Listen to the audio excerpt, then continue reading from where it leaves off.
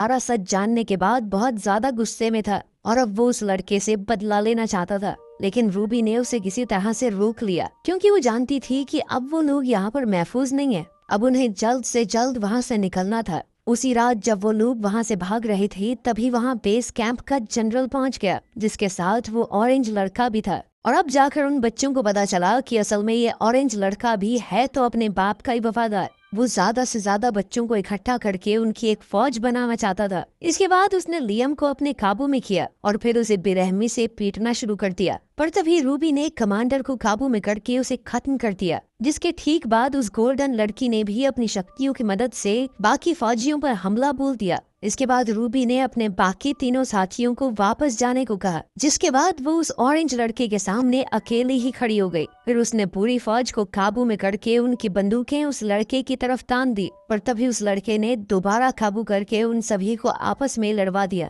Ruby की लाख कोशिशों के बावजूद उस लड़के ने रूबी पर भी काबू पा लिया। इसके बाद लड़के का कहना था कि वो रूबी के अंदर से सारी उदास यादों को मिटा देगा और फिर उसके साथ पूरी दुनिया पर राज करेगा। तभी रूबी अचानक से होश में आई और उसने ऊपर उड़ रहे एक हेलीकॉप्टर को काबू करके उस लड़के पर गिरा दिया। जिसके बाद एक दूसरे हेलीकॉप्टर ने रूबी पर हमला करने की कोशिश तो की, पर लियम के दोस्त ने रूबी को बचा लिया। लेकिन इस सब में उसे काफी गहरी चोट लग गई थी और अब रूबी को समझ नहीं आ रहा था कि वो उसकी मदद कैसे करे। तभी उसे डॉक्टर के दिए हुए उस जीपीएस के बारे में याद है। उस डॉक्टर ने बेस से भागने में उसकी मदद की थी, मतलब वो थोड़ा भरोसा तो कर सकती थी उस पर। जीपीएस के एक्टिवेट होते ही डॉक्टर जल्दी ही अपने एक साथी के साथ उन्हें बचाने के लिए वहां पहुंच गई। जल्द ही रूबी की आंख एक बिस्तर पर खुली और वो डॉक्टर उसके बेड के सामने ही कुर्सी लगाए बैठी थी। डॉक्टर ने बताया कि तुम्हारा जख्मी दोस्त हॉस्पिटल में है और उम्मीद है कि जल्द ही ठीक भी हो जाएगा। लेकिन लियम जल्द से जल्द वहाँ से निकलने की मांग कर रहा है। लाख समझाने के बाद भी वो यहाँ नहीं रहना चाहता और वो रूबी को यहाँ अकेला छोड़कर भी नहीं जाएगा। डॉक्टर ने ये भी बताया कि उनका मकसद प्रेसिडेंट को पकड़वाना है। उसके काले कारनामों को दुनिया के सामने लाना चाहते हैं और वो ये सब रूबी के बिना हासिल नहीं कर पाएंगे। रूबी नहीं चाहती थी कि लियम को कोई भी नुकसान पहुँचे, इसीलिए उसने लियम के करीब जाकर अपनी शक्तियों से उसके दिमाग से अपनी हर एक याद मिटा दी। इसके बाद रूबी ने उसे उसका बैग थमाकर घर जाने को कहा, जिसके लिए लियम तुरंत ही तैयार हो गया।